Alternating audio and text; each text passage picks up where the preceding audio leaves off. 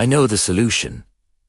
The words came from the back of the room, not from a scholar, not from a politician, but from a woman in a faded cleaning uniform holding a mop. The crowd of experts froze. For a moment, silence reigned.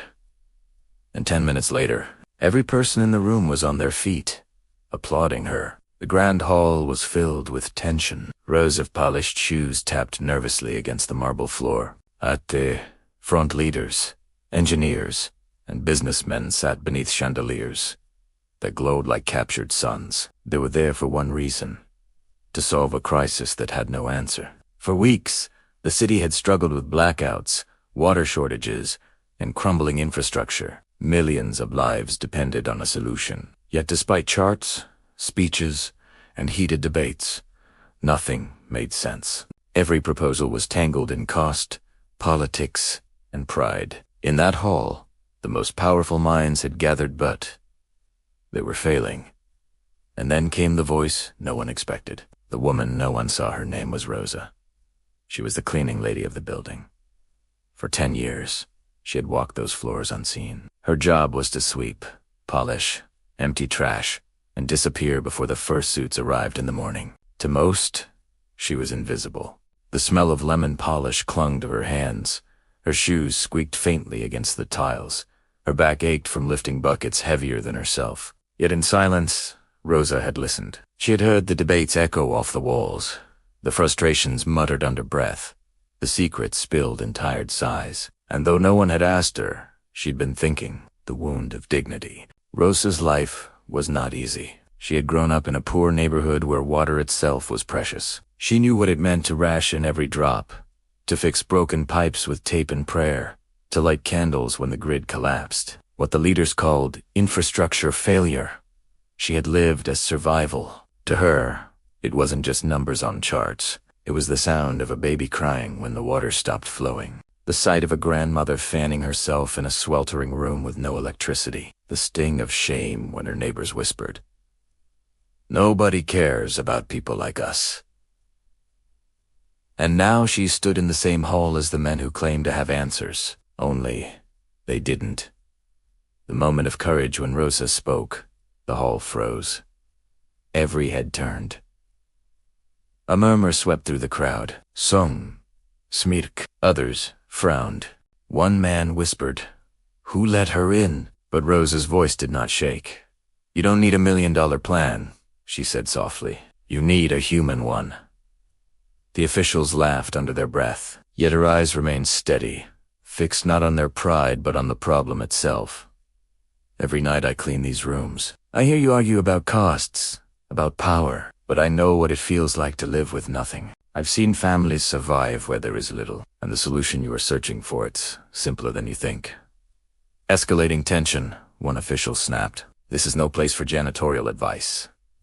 Another whispered, "Let her speak." The tension grew thick. Rosa held her mop like a staff, not as a weapon, but as a reminder of who she was. A worker, invisible yet essential. And then she explained. She spoke about how the city wasted resources daily, how broken pipes leaked for weeks before repair, how unused water from government buildings ran endlessly into drains, how lights stayed on in empty holes all night long while children studied under candles. Her voice painted pictures sharper than any chart. The smell of mold from damp apartments, the hiss of candles burned to stubs, the feel of buckets carried up stairwells when taps went dry. The hall, once restless, grew quiet. The shift Rosa's words were not technical. They were human. And that was the strength no one else had brought. She proposed a pilot program, not billions in construction, not years of delay, but small, immediate steps.